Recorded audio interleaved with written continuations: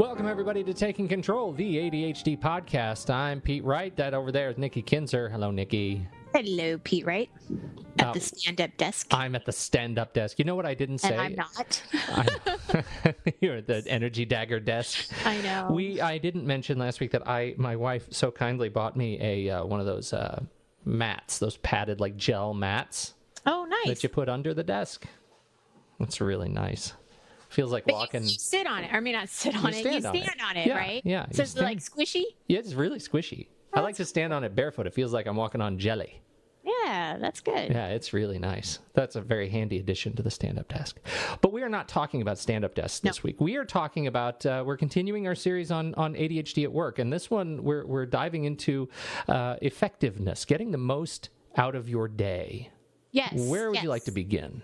Well, I want to begin because like last week, we briefly kind of talked about, at the end of the show, we talked about doing that daily review or looking at your calendar so that you can know what's going on for the next day, right? Yes. So you know what's going ahead. So I just kind of want to expand a little bit more on this subject, give some extra tips and just really have a discussion on kind of how to do this. And maybe if you have anything to offer or I have anything to offer, we can throw that into the mix. Yes. Now, I can tell you one of the most common scenarios that I hear from clients is really that thought of, I'm just not sure where the day goes. You know, like I know I was busy. I know that I got to work on time and I stayed late and I worked through my lunch, but boy, I couldn't really tell you what I did, or I feel so overwhelmed that I did a little bit of something with everything, but I still not feeling like I'm accomplishing anything. I know I have felt that way before. Oh, yes. Yeah. I have a learning. You talk more about this, and then I'm going to let my life serve as a warning to others. Oh, no. Okay, well, let's do that. Well, first of all, I think it's important that we build awareness around it, right? So we need to figure out what's getting in your way of your day. Like, what's happening? Are you getting distracted? Is there too much to do? Are you taking on too much? Maybe you're not setting those clear boundaries well enough. And all of these are topics that we could really talk about. They could have their each individual podcast, right? No, truly. And they're all topics that I coach around. I mean, they're all very, very real to many people. But I think at this point, the most important thing to figure out are just what the key factors are that are stopping you from really getting the most out of your day. And then the awareness is really the first step towards change. And we'll touch on some of these things a little bit right now, too, so you can kind of figure out like, okay, well, now I'm aware of them. So what do I do? And the first, I think, clear problem for most people is the distractions, right? This is no surprise for ADHD, that there are going to be distractions, not only externally, but internally. And so what we want to do is really figure out, how do you set up your environment to eliminate those distractions? Yes. And so, you know, if you know you're going into working on a project, or you're going, you need to set some time aside to make a deadline. An easy distraction is that phone. So if you have your cell phone, put it in a locked cabinet. If you have, you know, an actual phone that's hooked up to your office and company, you know, put it on hold or mute, or don't let it ring, whatever that button is that will make it not ring. You know what that is for you. The anti-ring button. That anti-ring button, so that you're not tempted to answer it. All of these little things, you know, just to really get the distractions out. Shutting your door if you have your own office. If you can, shut your door and just let other people know that, you know what, for the next couple hours, I can't be interrupted unless it's really, really important. You know, whatever it is that you can do to purposely eliminate the distraction, the better off you can be. And recognizing that that's kind of what you need to do in that situation. Am I running around in circles? I feel like I'm not really. No, I think you're making a great deal of sense. And I think that distractions, there was something that occurred to me as you were talking, which is one of the distractions that I think I at least used to run into when I worked for other people, right? When I had an office job, and I think maybe it was when I was on salary, when I had an annual salary and I didn't, I wasn't focused on time. Does that make sense? Right. I had no concept of what was distracting me because of the inverse condition. I had no concept of how long it took me to do the work that I was supposed to do. So I would go into work and I would sit down at my fancy desk and look at my fancy big monitor, and I would answer email all day, and I would maybe make a few phone calls, and I would get to the end of the day, and I wouldn't really have much of a sense of what I accomplished. I know I moved some things forward, likely kicked some cans down the road for some other people, but I didn't really have a sense of what I accomplished or the impact that distractions were having on my effectiveness. It was not until I quit my job and began to work hourly on a contract basis when I realized that there is a direct connection between productivity and time, right? Distraction and time, and my overall income and time, that I started to make sense of that. And one of the things, and maybe you're going to talk about this, one of the things that really helped me make that transition was to write down what I was doing when I was doing it for a few days, and keep an hourly log of my work or my distractions. Just write down everything to then see, here's where I'm really spending my time. And that ended up being very useful in ferreting out where the distractions were really hitting me and answering that question. Am I working on what I'm supposed to be working on right now?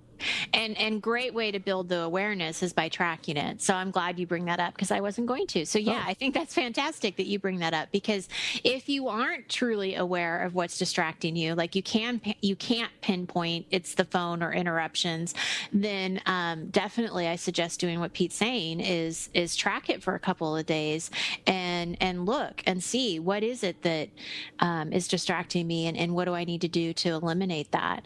And you know what you said, are you working on what you're supposed to be working on right now?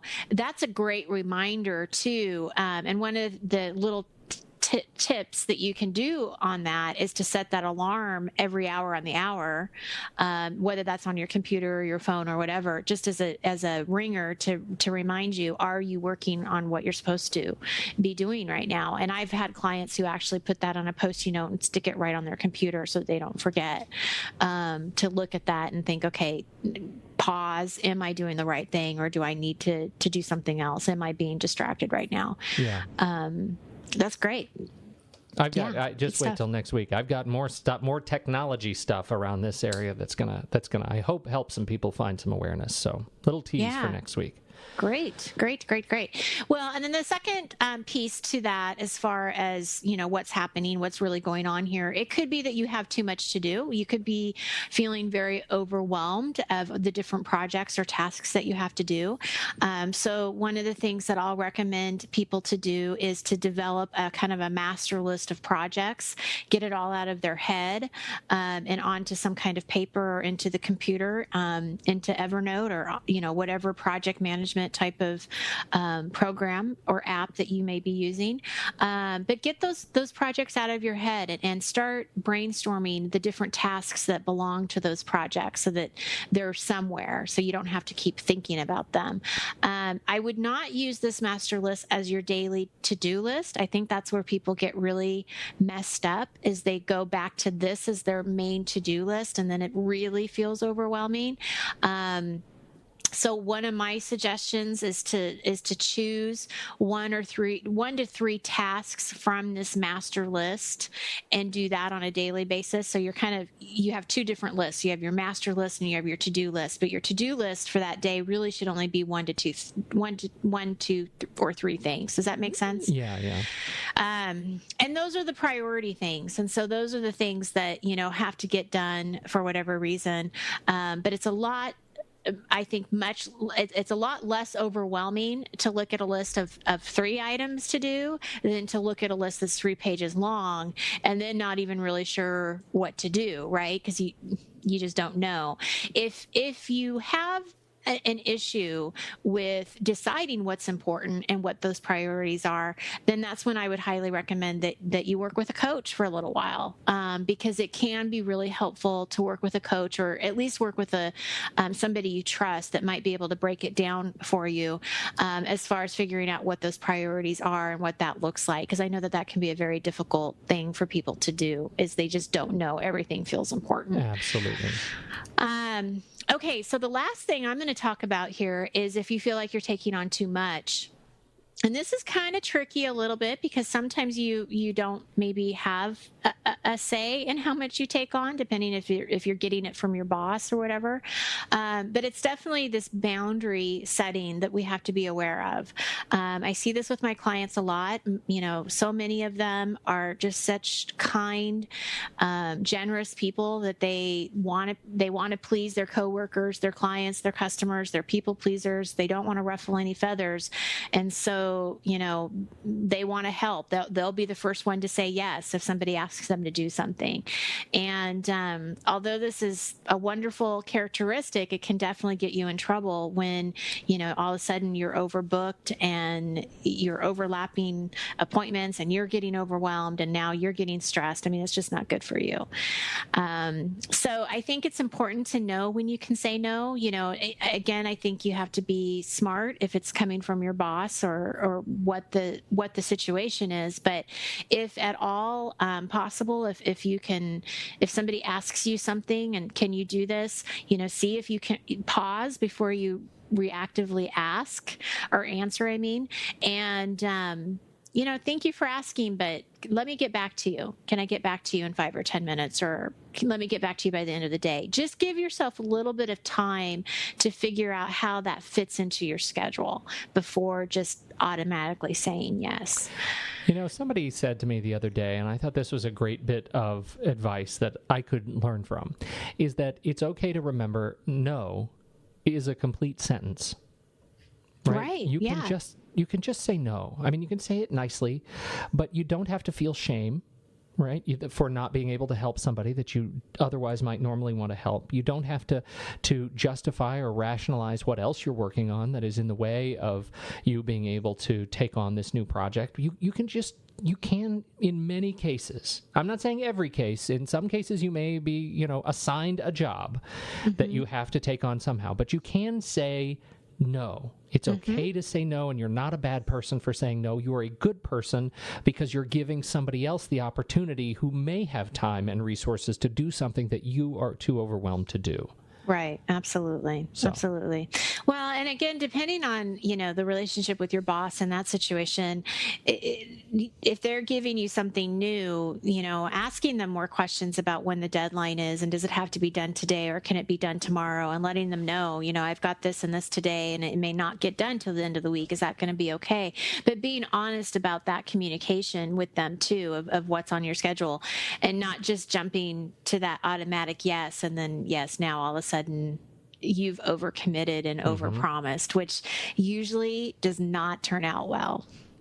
Rarely. Yeah. I can't even think of one time. No. So I would rather see my client be honest and say, hey, I can't get this done today, but I can do it by the end of the day. Or I'm sorry, by the end of the week. Is that okay? Rather than saying, yeah, I'm going to get it done today. And then they don't get it done today. Yeah, absolutely. And then now they have that stress and worry of going into the boss's office tomorrow saying, didn't do it. Yep. Didn't get it done. Yeah. Wow. But that does take some work on that reaction, right? And that's important to kind of highlight here, is that you do have to pause and wait before you say yes. Because it's so easy to say, oh, sure, yeah, no problem. Yeah, I could do that. That's easy.